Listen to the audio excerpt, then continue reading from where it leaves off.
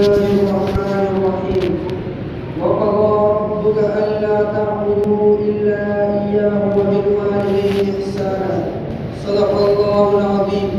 وقال النبي صلى الله عليه وسلم رضي الرب في رضي الولد وسخط الرب في سخط الولد، أو كما قال صلى الله عليه وسلم.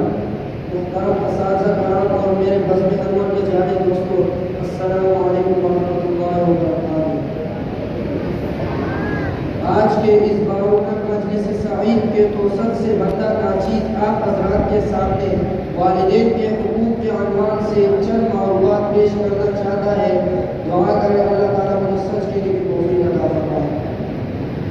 سامعین محترم، جب میں قرآن و حدیث کا مطالعہ کرتا ہوں تو میں دیکھتا ہوں اللہ تبارک و تعالیٰ نے اپنی اور اپنے محبوب صلی اللہ علیہ وسلم کی اطاعت کے بعد جس ہستی کے اطاعت و فرمانبرداری کا حکم دیا ہے وہ والدین ہے۔ چنانچہ اب تعالیٰ شان نے سورہ بنی اسرائیل میں معاشرے کے فرزندوں کو 6 باتوں کا حکم دیا ہے۔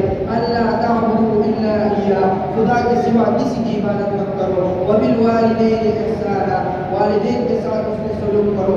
فلا تقل لهما اف، والدین کو اف مت کہو۔ ولا تنهرهما، والدین کو نہ جھڑکو۔ وقل لهما قولا کریما، والدین سے ادب و نرم لہجے میں بات کرو۔ واخفض لهما جناح الذل من الرحمة، والدین کے لیے اطاعت کا باعث محبت سے بچھا دو اور یہ دعا کرتے رہو رب ارحمهما كما ربياني صغيرا، اے رب تو ان دونوں پر رحم فرما جیسے کہ انہوں نے مجھے بچپن میں پالا سکھایا۔ بلکہ میں تو کہتا ہوں بھوک ہمیں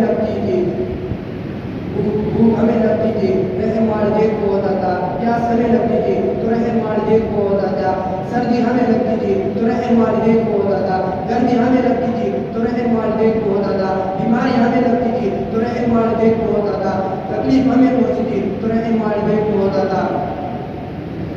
سامعین گرامی توجہ فرمائے، سرور کائنات صلی اللہ